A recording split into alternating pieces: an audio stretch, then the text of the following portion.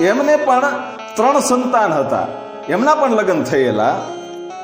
અને રૂડા પીરનો મોટો દીકરો એટલે ઈ કરમણ બાપુ, કરમણ પીર જે કહેવાય છે, ઈ જ કરમણ પીર ઈ રૂડા પીરનો મોટો દીકરો હતો. અને વાત કરીએ તો દેવીદાસ બાપુ ધીમે ધીમે પોતાનું જીવન જીવતા જીવતા રૂડા પીર, માંડણ પીર અને દેવીદાસ બાપુએ ખૂબ ગાયોની પણ સેવા કરી, લોકોની પણ સેવા કરી. પોતે મુંજિયાસર ગામમાં રહી અને ત્યાં આશ્રમની સ્થાપના કરી અને ખૂબ સેવા કરી. અને એ પછી 35 વર્ષની ઉંમર જ્યારે થઈ દેવીદાસ બાપુની, એ દેવલો રબારી તરીકે ઓળખાતો હતો.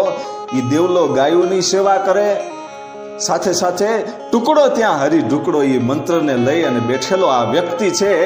એ ખૂબ સેવા કરતા કરતા એક વખત ગિરનારની પરિક્રમા કરવા માટે ગયા, ત્યારે એમની 35 વર્ષની ઉંમર હતી. અને પછી ત્યાંથી